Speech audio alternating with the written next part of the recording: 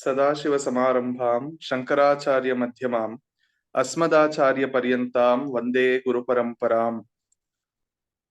अहिंसा प्रथमं पुष्पं पुष्पम् इन्द्रियनिग्रहः सर्वभूतदयापुष्पं क्षमापुष्पं विशेषतः ज्ञानपुष्पं तपःपुष्पं शान्तिपुष्पं तथैव च सत्यम् अष्टविधं पुष्पं विष्णो प्रीतिकरं भवेत्।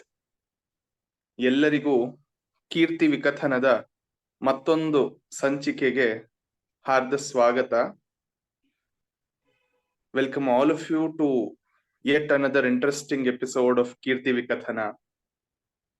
This is very special for us because this is the first time we have tried to have the interview, the Sandarshana, online, because it has been offline so far, and we thought it is time we also make use of the technology that we have. So here we are in the online mode. Hopefully this serves the purpose. Ahimsa prathamam pushpam pushpam indriya nigraha sarvabhuta daya pushpam ityadi. This was the Mangala shloka that I said. So the 8 flowers which are very, very dear to Paramatma, Lord Vishnu, for his puja are not Ketaki, Mandara, Jaji, Champaka. They are Ahimsa, Indriya Nigraha, Sarvabhuta Daya, Kshama, Jnana, Tapa, Shanti, and Satya. I think these are more difficult to give than any rare flower we find. Having said that, today we have a great Vidushi, a great personality with us today in this Keerthi Vikathana Sandarshana, where I don't know about the others, but she is definitely capable of giving the Jnana Pushpa, Tapa Pushpa, Satya Pushpa, and of course her name itself, Shanti Pushpa. I have been very much benefited and have been fortunate enough to have learnt some of the Upanishads with Shankara Bhashya, like the Mandukya and the Prashnopanishad, with the help of Madam's guidance.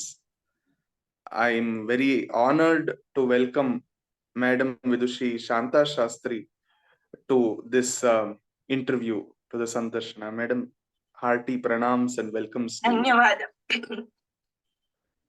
Vakratunda ಮಹಾಕಾಯ ಸೂರ್ಯಕೋಟಿ ಸಮಪ್ರಭ ನಿರ್ವಿಘ್ನಂ ಕುರು ಮೇ ದೇವ ಸರ್ವಕಾರ್ಯೇಷು ಸರ್ವದಾ ಸರಸ್ವತಿ ನಮಸ್ತುಭ್ಯಂ ವರದೆ ಕಾಮರೂಪಿಣಿ ನಿತ್ಯಾರಂಭಂ ಕರಿಷ್ಯಾಮಿ ಸಿದ್ಧಿರ್ಭವತು ಮೇ ಸದಾ.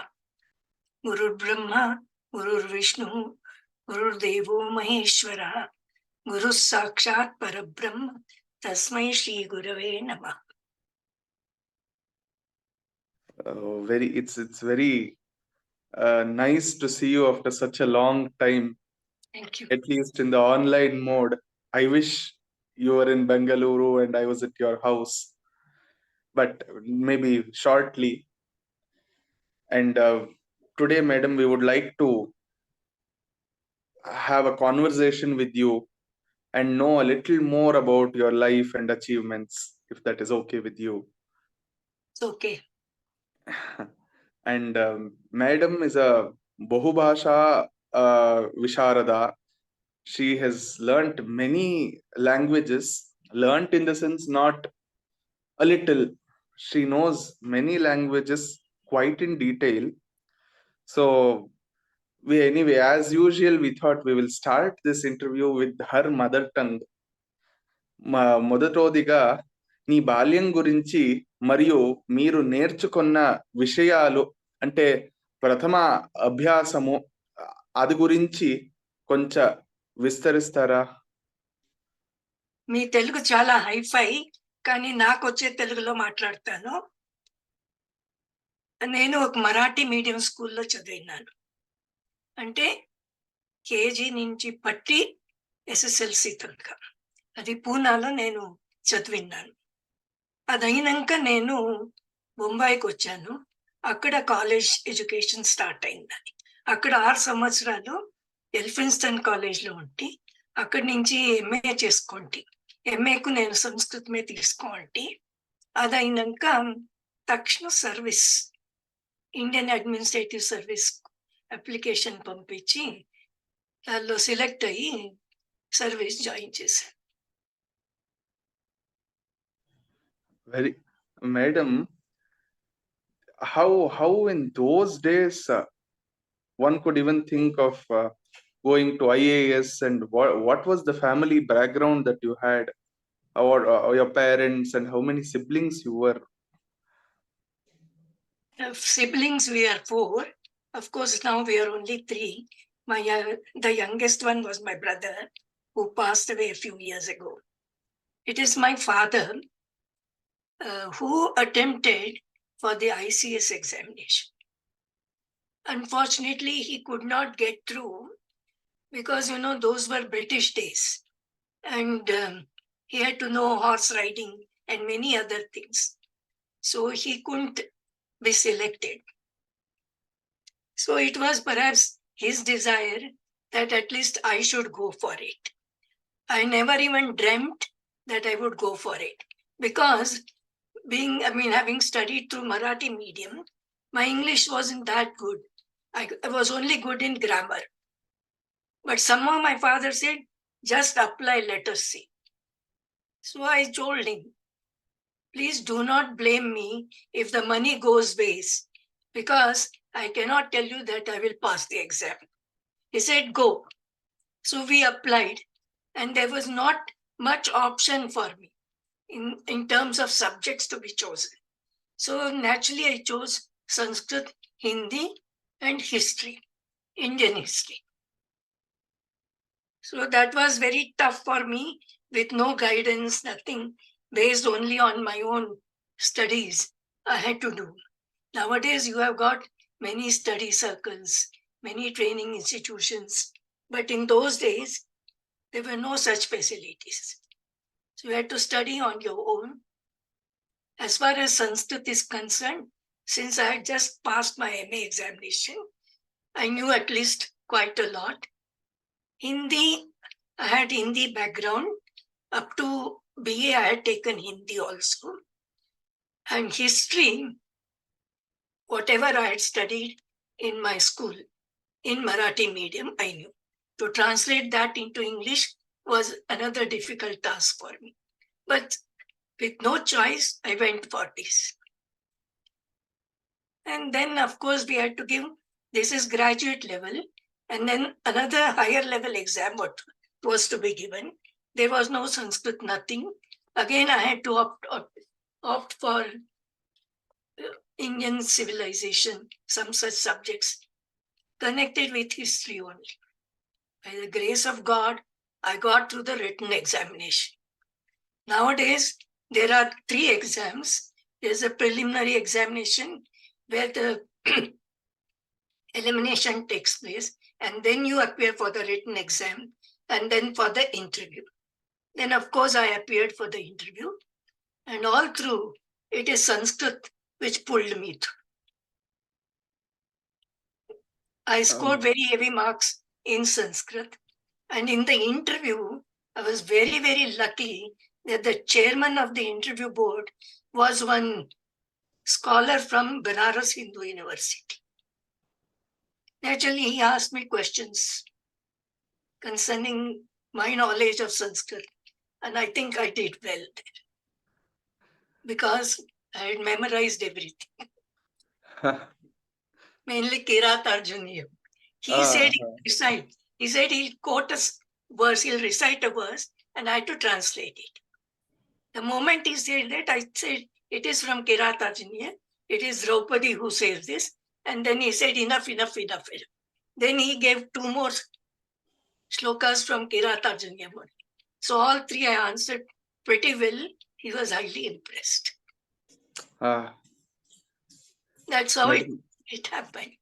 But it is the grace of God, the blessings of my parents, and some good luck that I came through. No intention of coming into this field at all. So, madam, you mean to say you cleared the exam in the first attempt? Yes, yes. Wow, that is an achievement. Anybody else in your family followed you on this train? None. Uh, so they said, I think one person in the family is enough for this. Maybe it's because my father didn't succeed. I succeeded, perhaps. Uh, My brother did it, but he couldn't succeed. huh. Your father's name, madam? He was Mr. K. Nagabhushan Rao. Okay. He studied in this Bangalore Central College. He was a topper in his MSc Mathematics. He had taken pure maths, and Sir C V Raman immediately took him under his in his own office, and he gave recommendations. My father joined the India Meteorological Department through Sir Ah, C V Raman. beautiful. And And it is his brother. It is huh, Sir C V Raman's brother, Mr. Ramaswamy. He was the Director General of India Meteorological Department. He is the one who conveyed the result of my selection from Delhi. okay. It Wow. appeared in the Delhi newspapers. Huh. So I had the good fortune of seeing Sir C V Raman. Wow. So they are all names we have just heard and we have read in But our books. I'd actually met him because we are very close to my father. So Beautiful. And Sanskrit, how did you take up Sanskrit in BA and MA? Because you are from basically a Telugite, but in a Marathi background. But where did Sanskrit come into the picture? see, Marathi is very close to Sanskrit. And right from childhood, there was this background at home. My mother used to go to Sanskrit Pathshala in Nanjangud. So she had some introduction to Sanskrit. My father also knew, and both of them knew Amarkosh. So they had introduced me to Amarkosh when I was in the 6th standard. Even Bhagavad Gita I was introduced to. From then itself, that interest had been generated. Then one of my uncles, he was also a great scholar. He was head of the Department of English in Mysore College. So he gave me a book called Samayojita Padyamalika. That is about Subhashitas and all that. And daily, every day, I used to browse through that, whether I understood the meaning or not, but I used to browse. That book remained with me throughout my service. It generated interest. And because of the background, both my parents, they had this knowledge of Sanskrit, so it helped. And who were your lecturers for Sanskrit? What was the kind of education you got or inspiration, role models in Sanskrit for you when you were studying? When Sanskrit was started, when I was in the 8th standard, and that teacher was very good. So maybe, and in the very first examination, I scored 50 out of 50, which was a record in the school. I don't know. Maybe that was the starting point. Then I just kept progressing. And when I came to college, my father wanted me to pursue mathematics. I said goodbye to mathematics. I'll never take it. Then my Hindi professor, I was good at Hindi. So he wanted me to take Hindi. I said, no, I'll go only for Sanskrit. And my whole ambition was to become a professor of Sanskrit. But it turned otherwise. So I took Sanskrit for BA and also MA. Who are your lecturers? Anything you remember? When Dr. Dharne, she used to teach us in the first year, she taught us Meghadutam and some other things. But for BA and MA, we had one Dr. Podar. He was a D.Litt in Sanskrit. And he introduced us to Shankar Bhashya.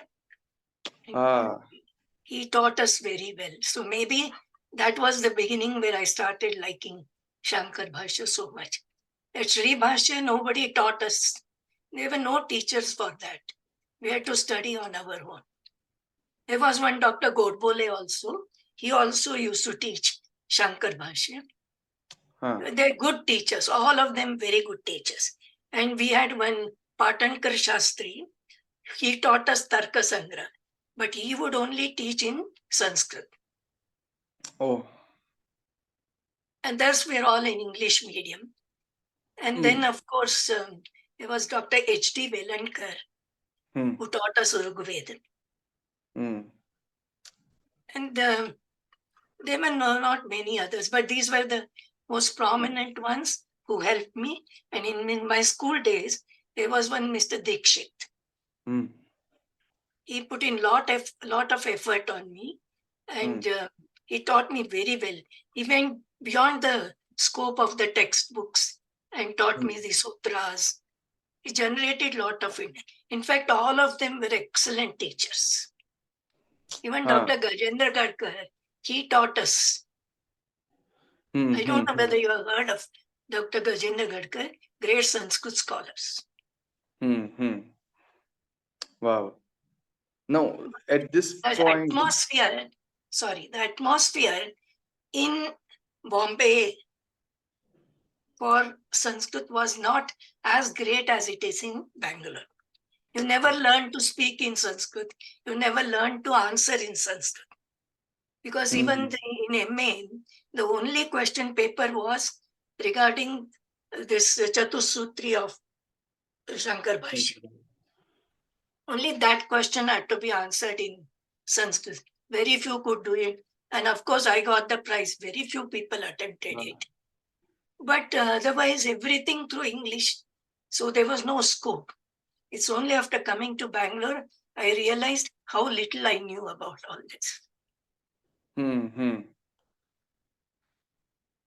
अस्मिन् सन्दर्भे मया प्रष्टव्यमेव भवती उक्तवती वक्तुं तत्र किमपि तथा प्रोत्साहः न आसीत् इति केचन इदानीं वदन्ति संस्कृतं तु इदानीं देवभाषा भवतु परन्तु केवलं शास्त्रग्रन्थं काव्यग्रन्थं पठितुम् अस्ति यदि वयं तस्य अध्ययनं कृत्वा अवगच्छामः तावदलं खलु इति वदन्ति तस्य वार्तालापं यदि यथा वयं आङ्ग्लभाषायां वा कन्नडभाषायां वा कुर्मः तथा वार्तालापस्य कोऽपि आवश्यकता नास्ति इति भवत्याः को अभिप्रायः? आवश्यकता अस्ति एव।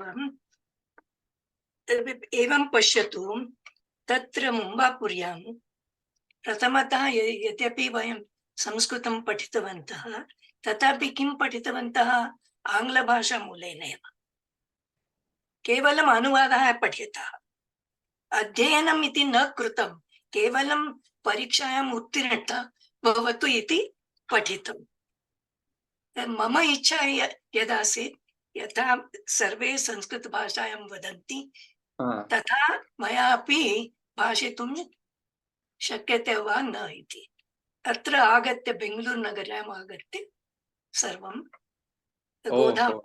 गोधा भगिन्यां तस्याः प्रोत्साहनेन किञ्चित् इदानीं संस्कृतभाषायां वक्तुं शक्नोमि एव। उत्तमम् उत्तमम्. Now we have spoken about your childhood and your studies. Now the crux of your life, the main part, after having cleared your IAS, you have taken not one, not two, but various positions until your retirement. Please kindly elaborate on that and what was the feel? One, of course, you had a very responsible position to hold. And the second one was you were again and again being shifted to different cities, different locations.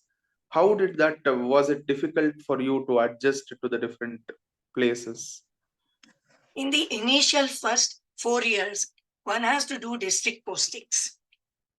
I was lucky in that I didn't remain in the districts for long. Just one big posting was in Baramati. That is my first posting. Baramati was then a small town of 28,000 population with no tap water, with no sanitation, sanitary facilities, very age-old ones. It was awful, but I stayed there and I spent 1 year at least. Then I don't know, suddenly there are so many pressures, political pressures are there. So I was transferred to Solapur. But I was hardly there for about a week. The transfer orders to Bombay came. So I had to come to Bombay, and thereafter I never went to any districts postings. All my postings were mostly in Bombay and Delhi. Delhi is because we are allotted to particular state, and I was allotted to Maharashtra state. So what happened? We will serve the state government, and sometimes we can go to postings in Government of India. It could be Delhi, anywhere. So in my case, after initially 4 years of service, I was sent to Delhi. So I did some 3-year stint there. After that, I returned to the state government. And then, of course, the government set up one company for the economic development of women. Mahila Arthik Vikas Mahamandal. So I was made the managing director. Didn't have much knowledge, but my job was to see that employment was provided to women or make them worthy of the employment. So what we did was initial stages, naturally you banked on the strengths of the women. And what are the strengths of the women? Cooking, handicrafts, such things only, stitching, tailoring and all those. So we focused on that. And we used to get cloth material from the mills. They borrowed that and used to convert them into bed sheets and other things and sell them and then return the money to the company. He started like that. And I dabbled in many things. So many things. We sold handicrafts. We sold all our savories, sweets and savories, our chaklis, kodbole, all those. But that was not enough to provide employment on a regular basis. We acted through the local Mahila Mandals. There were registered Mahila Mandals. But then came an opportunity. There was a glut of milk in the RM milk colony in Maharashtra. So one day I was called upon. I said, will you take up the distribution of milk? And that too in cans. In those days, it used to be in bottles. So I had to discuss this. I discussed with my vice chairman, and we worked out the logistics.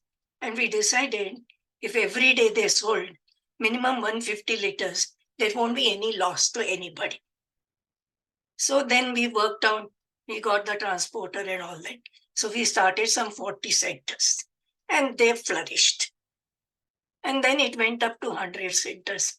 But the main thing which gave me satisfaction, all these were okay. In those days, government was providing soft loans, that is at 4%, to needy women and all that. So there's a group of women who buy steel utensils from the shops. And then they go from door to door and they exchange it for clothes. I don't know whether you have come across such cases, but in Maharashtra, particularly in Bombay, these ladies will come. They will sell you these, you give 10 saris, they will give you a big utensil or anything, whatever you want. This is how they lived. Nobody was prepared to give them a loan. Whereas they used to buy it at 18%. So some women approached me. The bank said, we want a project report. So I myself prepared the project report by asking them step by step as to what they do. Where do they sell these clothes when they take it from others? So they gave me all the things I prepared. Bank approved the project. 40 women were given the loan. They were very happy. And only barring one or two, all the remaining women, they were able to repay the loan. And they were given a second loan. I thought that was my main achievement. It gave me complete satisfaction. I dabbled in many other things also. I ran a canteen. I ran so many things. All these papadam, vadam and all that. Besides that, we dabbled in all these things. Wow. And Pratibha Patil, who was our Honorable President of India, she was my minister. And she gave me full support and a free hand. She Wow. supported me a lot. That was one stint. Is it because of your success here that you are made the Deputy Secretary of the Department of Food and Civil Supplies? They saw that Madam knows how to run a canteen. She knows how to and no. It's not like that. You know what? When you are in this service, in this service, by normally your average performance will take you through the entire hierarchy. So after 4 years, you become a deputy secretary. After say another few years, you become a joint secretary, provided your record is okay. So that was just normal.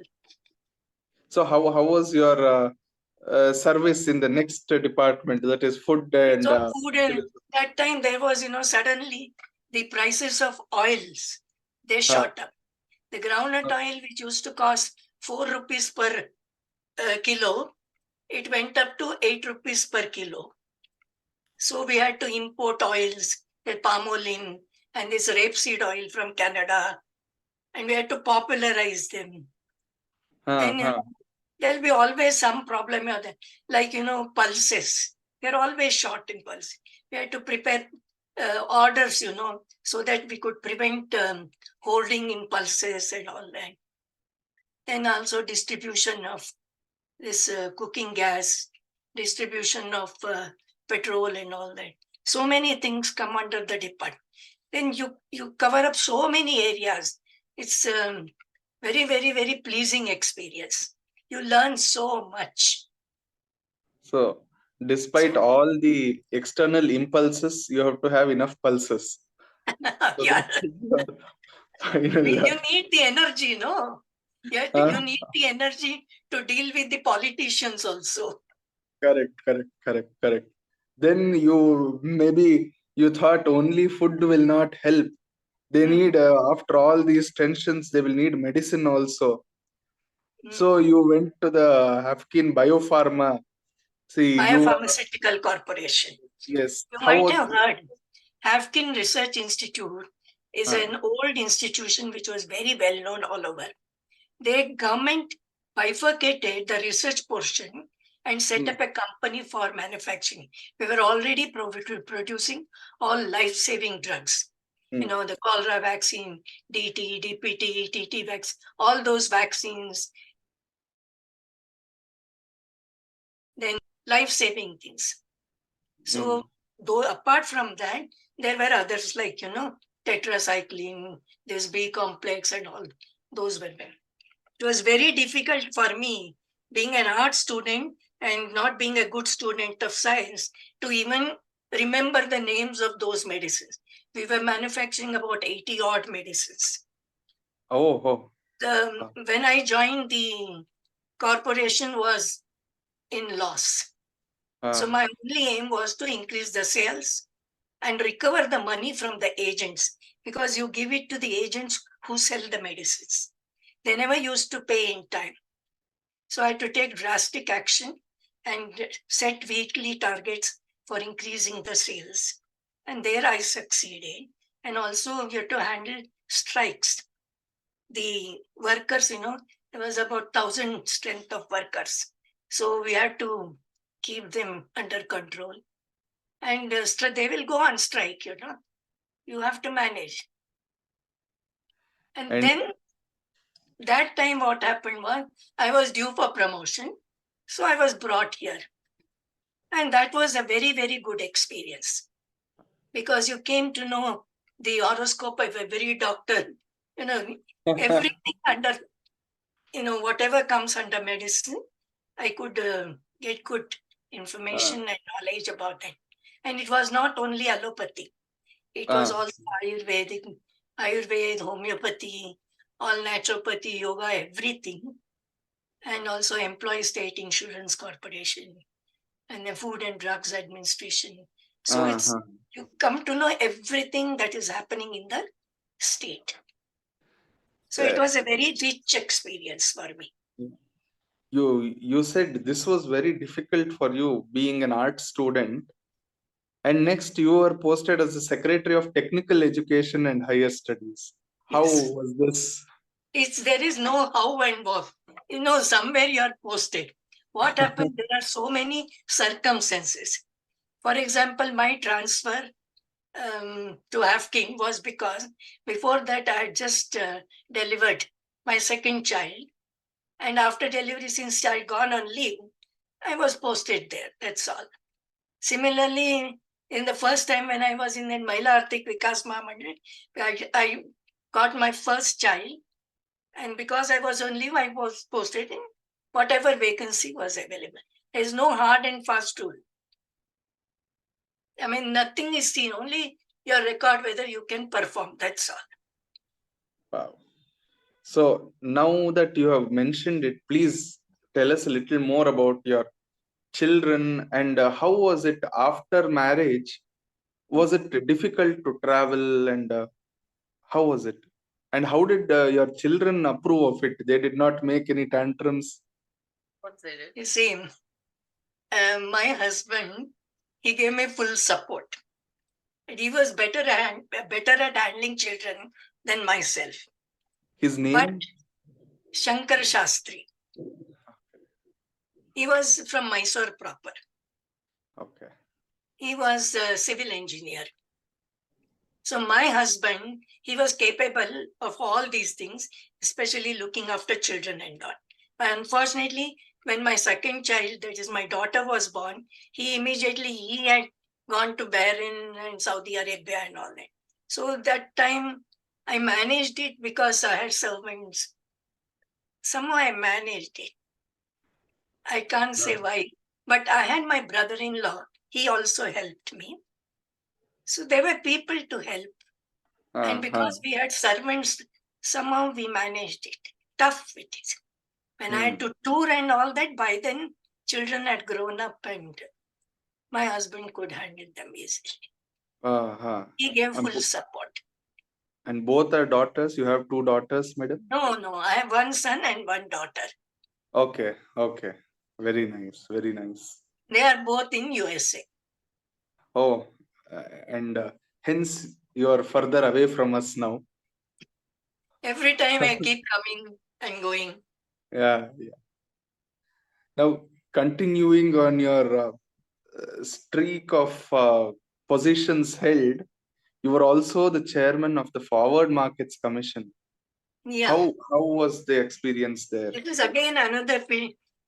No knowledge of economics except whatever little economics was done in my college days. So what happened? They normally choose. They go by your performance record, and they wanted to send me to Government of India in the Department of Personnel. But what happened that time? We were getting our flat constructed in Mumbai.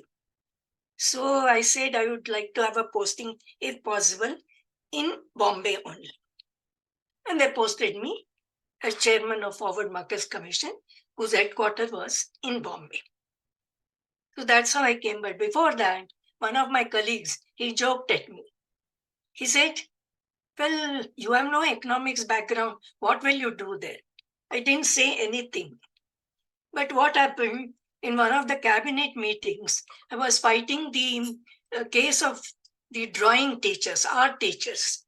Their schools, they used to get 80% grant in aid from government, whereas other schools used to get 90%. So they wanted also 90%. but the government was not giving it to them. So I found that what's the use of giving them 80% if they could not survive? Then that much 80% is lost. So I said, why don't you give them this 10%? Why are you quarreling over it? So I said, Vikrite, Karini kim Ankushe Vivadaha. I just recited that shloka. And the chief minister said, granted. The request was granted, the case was cleared. So my colleague said, I'm sorry I asked you the question. You'll do well, go, he said. So that's how I landed up there. But that Wow. was totally a different experience. You are exposed to the entire agricultural economy of the country. Hmm. That is a government Wow. of India posting. Wow, wow. And then you were also in the state government as secretary of the finance department. So as Yeah, Dhanalakshmi, how was that?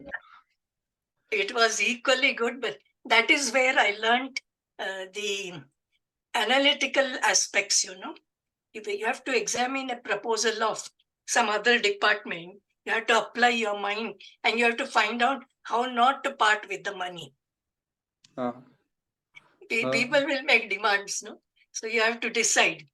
So that is where I learned to examine the proposals critically and put forth my view. But apart from that, I was in charge of accounts and treasuries of the government. That time, all the salary part was computerized. So just in the initial stages, small savings, employee state insurance, all those things were there. So that was another good experience for me. maybe, madam, by this time, the government thought, oh, this person has served in almost all the different departments. So now she can generally look over everything, and you were put in the general administration department next as the principal secretary. That is true, My chief secretary, he had a soft corner for me. He wanted me in that department. Then my minister for finance, he said, I will not release her. So he said, no, I want only her. So he made me the mother for all the employees and put me in the general administration department. So Wow. like postings, handling the problems of the employees, accommodation, so many other things were there. So I had to handle them. And Mr. Sharad Pawar was the chief minister. Uh-huh. So he was my minister for general Okay, okay, administration. okay. But there many good things happened during that period. There was a big earthquake Okay. in Latur. And our chief secretary handled it so well that even the BBC people, they interviewed him. And that time, the system was set up. There used to be a control center in the office. And all of us used to work there. Even I used to sit there. I used to go early morning and be there. Others stayed there at night. Continuous reporting what is going on and all that. It's a good thing done. Then, there were some riots in Bombay, and the Muslims suffered at the hands of the Shiv Sena people. Their houses were burned. So some of us were asked to go to those areas and rehabilitate those Muslims who were affected. It was a Herculean task, but I went there. I used to go on Sundays and talk to them, persuade them. I was able to do that. Finally, they all returned to their houses and they always remember me. And Uh, they were so happy. They came with sweets to my house. oh, Treated me wow. as their own sister. That was something satisfying. It's nothing, just part of the duty. Examine all these cases, where sometimes, all these criminal activities are there. So there'll be cases to examine, to do all those things. It gives you Uh, a variety of experience. You become so rich in it. But you have the opportunity to specialize in some areas.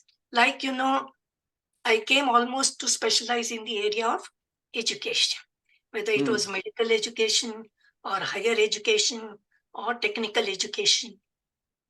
rampantly everybody was setting up an engineering college or a polytechnic, whether there's place or not, whether teachers are there or not.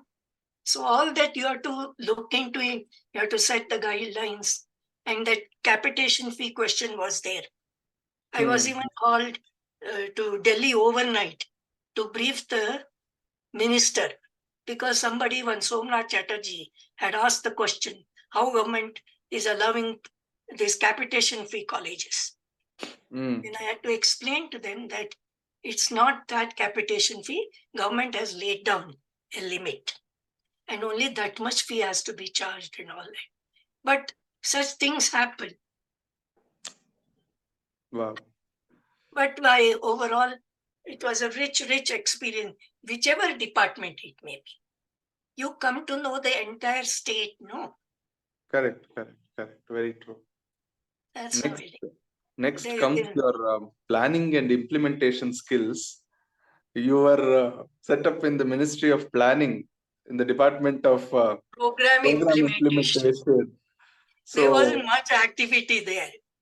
It was only because I was promoted, I went there. Again, it is a Government of India posting. There, it was mainly with reference to the 20-point program and the MP Lads program. I don't know whether you have heard about that program. It is called the MP's Local Area Development Scheme. That is, they were given 1 crore of rupee per annum. And these MPs had to take up small works which could not be included in the regular plans. Only big projects get approved under the plans. So what about small works? So they wanted the MPs should get them. They had to present their proposals to the local district collector. He would vet those proposals and those would be implemented. But the maintenance part has to be handed over to the local authorities. So people were not very serious. Some did good work. I don't know whether you have seen, if you go to the particularly Shivaji Nagar area, you will see bus stands where, you'll see the name of Mr. Sharif Jafar. That is, he allotted money for this bus shelter. So such projects were taken up. Somebody, he got some toilets prepared. So these were small works which will never find any funds for them through the plan. So MPs will. Now it has been increased to 5 crores. So I computerized the whole data. So some 543 members. I had to see what they had done, how much they had spent and all that. So I got it computerized. So one member from Bengal, I told him, what is this you have not done? He said, how do you know? I said, because I'm maintaining a record of this. He was very happy about that because we knew who is spending how much. Most of them did not spend at all. And there were other weird people who wanted to buy an ambulance. I said, I agree that you should buy an ambulance, but that will not be covered under this scheme. You see? And who asked for this? The Speaker of Lok Sabha. I asked him. I said, this cannot be allowed. But these things, I'm just telling you how problems come into this. True. I think... Madam, kindly elaborate a little more on the 6-point program, what you devised when you were the secretary of... No, because you see, it was a totally new department. And we had to give shape to that department. And there was nothing much done. Some reports were there on the basis of which work had been started. But the main thing I focused was on the standardization of education in respect of all these 6 systems. Is Ayurveda, Unani, Siddha, Yoga, Naturopathy, and Homeopathy. Then you need medicinal plants for making these all Ayurvedic medicines or Siddha medicines. So you need to maintain good medicinal plant gardens. So their development is equally important. Standardization of drugs. That is where we were beaten. Every time the allopathy people will say Ayurveda is just all Hocus pocus, there is nothing scientific about it, no standardization drugs and all that. So that is one. Then information communication, because people don't know what is there with us. They don't know what our sciences are and all that. You have to tell people, inform them. So that was about information. And then some other two things were there. So I just gave this program and I said, we will all go around this program. Everywhere you focus on it. The only thing I did, I was there only for a short time, and it was a very newly set up department. So the only thing is our budget was very small, just 23 crores. So one day I got the opportunity to discuss this with the cabinet secretary when finance secretary was present. So they said, you have not standardized your drugs. Then how can you rely on this? I said, look here, have you given me the money to standardize this drug? How much are you giving me? 23 crores. There are 10,000 drugs. You think this is enough for me to do? I said, leave alone. Don't judge me by your allopathy standards. The parameters that you use for standardization of allopathy drugs cannot be made applicable to our Ayurvedic drugs. Why? Because the whole basis is different in allopathy and Ayurveda. What is Ayurveda? No, it is this Vata, Pitta and Kapha. When these go into imbalance, the disease starts. So we don't say that something is wrong. No, we go by this Nadi Pariksha, and when we find that there is too much of Kapha or too much of Vata or Pitta, accordingly we'll try to control the body. And that is how you can cure. So here, no symptoms, nothing except these. How will you standardize? Each individual's condition will be different. So don't judge me by those parameters. What I suggest is, allow me to give a kit. In those days, government was giving a family welfare kit for pregnant women. So I said, allow me also to give some medicines which have been traditionally used. So I listed out and I said, these are the things. You are giving these folic acid tablets. Either they create constipation or loose motions. Is it good for a pregnant woman? So I said, but I have a medicine which will not only increase the iron content, but it will also increase your immunity and without any side effects. So I'll make a list of these. So what I did was, I took mostly from Ayurveda, some from Unani, and also homeopathy. We made a kit of 5 medicines to be given to these pregnant women. I said, try this in the primary health centers. Give it to patients who come to you. Maintain a record. Give them only your medicines. Maintain a record. Find out what has been the effect after taking the medicine. Check that. So collect this kind of data for 3 years and then see. That is how you can standardize and not by this. I don't know, but the cabinet secretary agreed. And then they raised the budget to 100 crores. And today it is an independent, flourishing ministry. Correct. True. Now, there were so many problems with reference to the Renuka Chaudhary was our minister. And she asked one day, what have you got in for HIV AIDS? Again, I told her, I cannot say that this is HIV AIDS and this is the medicine for that. I'll go by my symptoms. Yes, I have a medicine for it, I say. So like this, you have to convince people. We had a lot of institutions. This is how it used to. So, I can tell you whole stories after stories, but in short, I said. No, but I remained there again for a short while. It's very interesting to listen to a person who has such vast, varied exposure and expertise.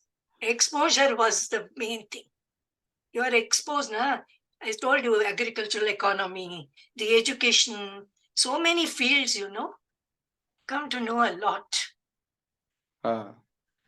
And after this, why suddenly a voluntary retirement and you joined the Central Administrative Tribunal after the Delhi bench?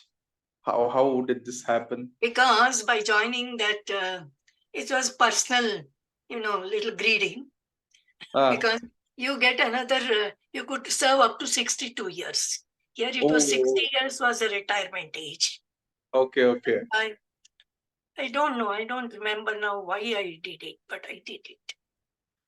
So how was the experience there? Saying order, listening to order. Yeah, that was initially little difficult to dictate the judgments in the court. It was orally you had to dictate. No, it was little difficult. But I had good colleagues. There's one, Mrs. Lakshmi Swaminathan. She was the vice chairman, and she helped me a lot in this. Sometimes we used to sit together also. Sometimes I had to sit with the chairman, and he would make me dictate the judgments. Sometimes we had to go to other places like Gwalior, like Goa, different benches, we used to go there also. But that was a different, that is, of course, judgments with reference to the problems of the employees, central government employees. If like somebody is not getting the pension, somebody's promotion is not there, somebody has been deprived of the house, some such problems concerning the employees. So that no, was a very good one. only civil cases, no criminal cases. No. Criminal means connected with this one. Okay. Like there was a very famous case. You remember there were bombs were exploded 13 places in Bombay.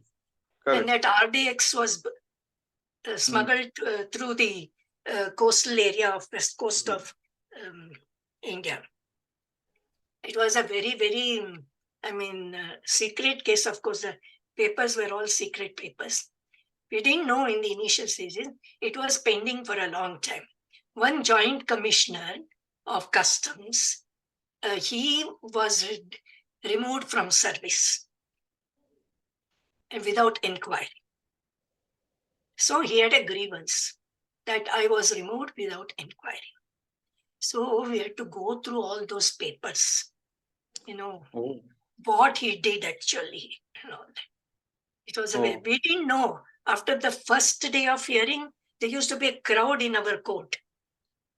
And then we found out that because it was a very serious case, because that man was connected with criminals. Okay. Even an attempt was made to kill him also. So, lot of protection. At the next day, police protection was given to us. Outside our room, the police would be standing in case something happens. You can't say. So there was a very interesting case. But my colleague, that vice chairman, she was an adept at it. I only did all the reading and just provided the right inputs. What was the most important thing, what he did, So on that basis, the case was finally decided, and he didn't succeed even in appeal and all. So that was a very, very important case handled at that time, which others had shunned. Previous people. So too late decided. For people who say you should do one thing in one life, we can show Shanta Shastri madam and say, no. I am not the only one. All people, all bureaucrats have to do it. All people go through the same circles. But we don't know many such people. In our life, we know one or two such people, and for us, they are very special. There may be many like that. See, every year, hundreds of officers come in. And today, with all this technology and all that, better equipped people are there. Now, the very important question, after this, of course, you retired. And after retirement, you decided to continue Samskrita. But did you remember Samskrita to continue until then? So, what did I do? First 2 years after my retirement, I didn't know what to do. So, there was one book written by one Vaidya, one Paddev Gurjar. He is a very famous Vaidya in Ayurvedic doctor in Mumbai. He also writes fiction. So he has written a book on Kaya Kalp. I don't know whether you have heard of Kaya Kalp. No. That is rejuvenation. So a man, even at the age of 80, can remain as a man of 20. That is Hmm. Kayakal. And Pandit Madan Mohan Malviya had tried that, but I believe he didn't succeed. So this gentleman, he wrote a fiction, a story actually, on through this Kaya Kalpa. He also brought out the importance of Ayurveda and what all Ayurveda has got and how this Kaya Kalpa technique is there and all. I was highly impressed. And he gave me the book while I was in government. So I told him, why don't you convert this into a TV serial? Some 13 episodes, convert it into TV serial. He didn't pay much attention. That book was with me. So I thought I should do something. And I translated it from Marathi into Hindi. I completed the translation and gave it to him. He was satisfied. He said, we'll get it published. First, he had given also the English translation to somebody. We were trying it. Thereafter, I lost contact with him. And he too, because I changed my places, numbers. So I think I lost. Doesn't matter. Then came this, my new phase of life. Godha madam became the catalyst for me. How did you settle in Bengaluru? Because you are a Marathi all through. How did you come and settle down in Bengaluru? Because my husband studied in Bangalore. He was from Mysore. Oh. And children said Bangalore is better. So we shifted to Bangalore. And my mother, of course, Nanjangud, you know. So, yeah, so how did this new phase start? And did you even remember any Sanskritam through all these years? Yes. As far as my Subhashitas and whatever I learned, see, whatever I learned in my school, I remembered thoroughly well. My school was the best, where I learned all the values of life, all the best samskaras were through that school. All teachers were very good. They laid the foundation for me. So I'm ever grateful to that school and my teachers. So what happened when I came, I said I should do something. So every day I used to go for a walk. I was staying in the 16th cross of Malaysia, near that temple, Balaji temple, Srinivas temple. Every day I used to see this other Sanskrit Vidyalaya. I tried, somebody said, you contact Godha. Gave me the number. I thought some gentleman is there writing. No, it was Godha Bhagini. But I couldn't do anything. Then I had a neighbor. And she said, one day I met her, she said, she's going to Adarsh Bhavan for this Ramayana class. And I said, look here, I want to meet this person who is in charge. She said, come, I'll introduce you. So one afternoon when she was going, I accompanied her. And we came there. And just at the gate, I met Godha madam. Then I said, I would like to join your class, whatever. She said, you're welcome. Before that, I gave that first examination, Prathama of this Aksharam. Aksharam. Aksharam. Just to see where I stand. Just gave the exam for the heck of it. I did very well. So I had not forgotten that. My grammar was perfect even in those days. So I did it. And then once I came in touch with Godha madam, I learned to speak in Sanskrit.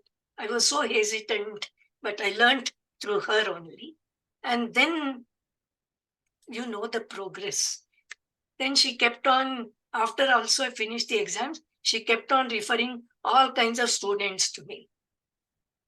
So even if I'm not studying, I would study and teach. Yes, I am also one such student. You are one such person. But I also, in your case also, I studied and then I tried to help you. And it was my good fortune. Now, saying Samskrita, yes, of course, small exams, little up plus E is yeah, this is okay. But this is not where you stopped. You went on to study the in-depths of Shastras of Samskrita, may it be Vyakarana Shastra or Vedanta Shastra. How was it all self-study or did anybody teach you after that? And of course, your Narayaneeyam saga, how did that start? Well, you know, is again like one of the students.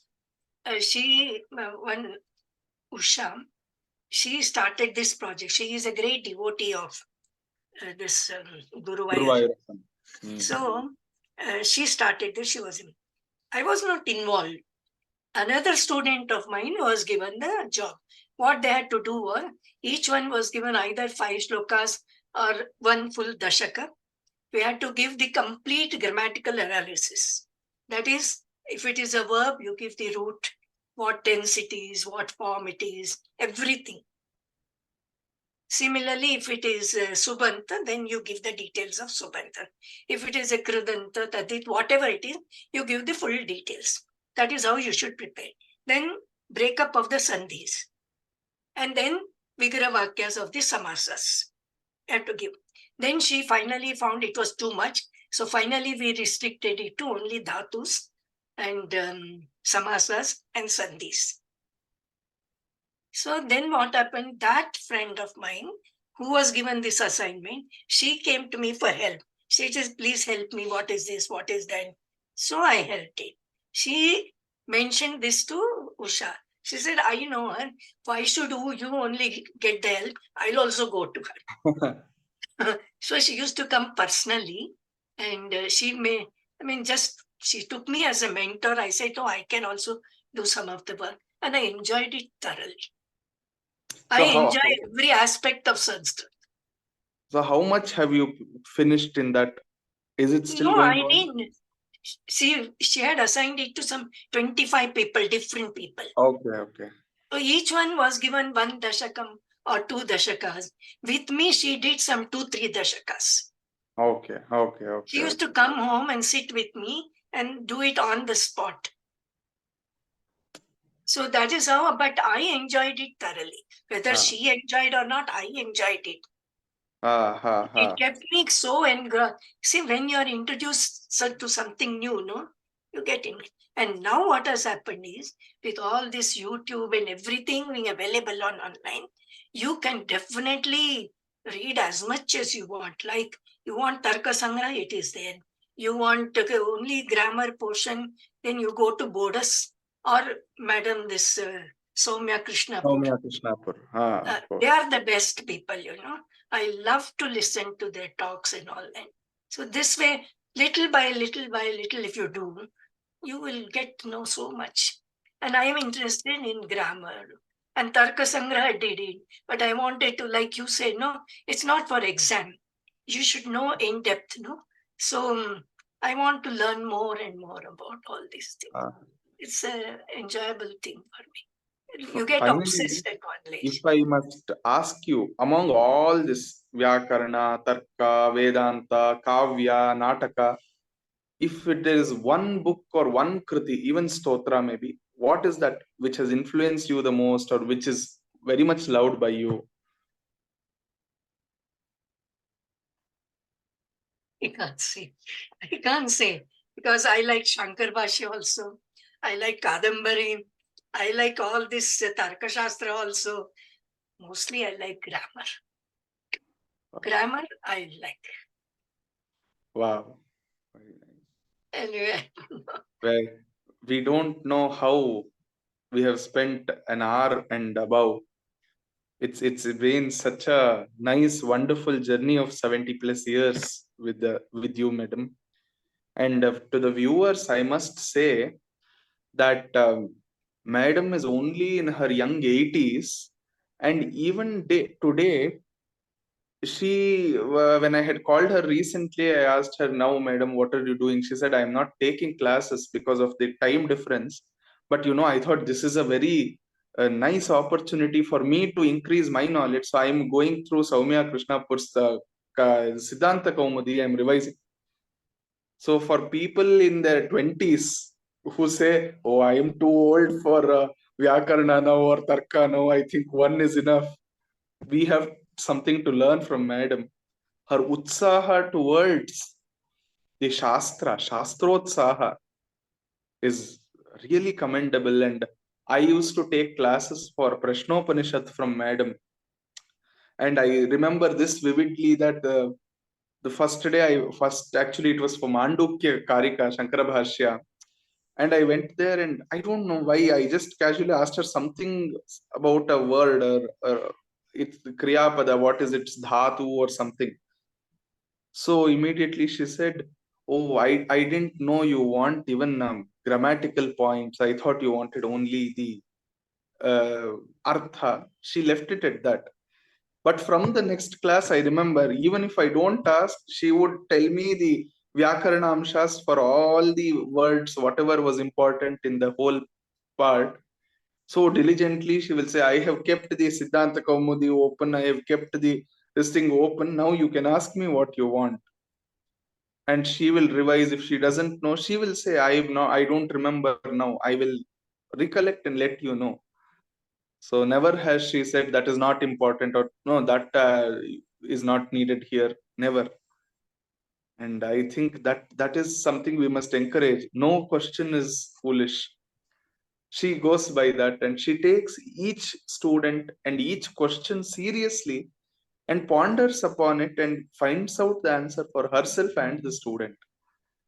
That is more important. I have been so fortunate to have learnt the whole of Prashnopanishad, Shankara Bhashya from Madam. And now there are no prashnas at all in the Prashnopanishad. So, Madam, I thank you so much. And for her, it is already night, past 10, I believe. And she is still young and energetic. It's always an inspiration to see her, especially live. I would love to go to her house any day when she is here. So, thank you, madam. Thank you so much for spending this wonderful, precious, valuable time with us and giving us tidbits about your life and your what do you say, various fields of work. That's all I can say. Thank you very much, Pragalpa. It's first of all, I thank you for giving me the honor of being interviewed, because I don't fit in your categories of all those scholars, I'm just an ordinary student, but thank you for giving this opportunity. And it's been my pleasure to help you, because very few show interest in knowing everything thoroughly. Whereas you did not want to focus only from the examination point of view, but you wanted to have an in-depth study. That is very admirable, and that's what I appreciate. And it enabled me also to study further in depth. I mean, this is what Shishya Dichet Parajayam. For me, it's been a great opportunity, and you have gone beyond the learning stage. Today, you can teach me, and you are having so many activities. But sure, I hope and I bless you that please keep carrying on this, and Yashasvi Bhava. Thank you, madam. And you said you don't fit into this category of the Vidwans. Since you don't fit into any particular category, you are given Secretary of General Administration. I think you are not in any particular category. You are there. You are everywhere. Funny. So thank you, madam. Thank you all the Ratikas, Vikshakas. I think, like me, all of you have also been inspired. And that is the main reason we are doing this series. Hope it has served the purpose. With that, Kayena Vacha, Manasendriyerva, Buddhyatmanava, Svabhavat, Karomi Yadyat Sakalam Parasmai Narayanayiti Samarpayami. We'll meet you again in another beautiful episode of Keerthi Vikathana. Until then, namaskar.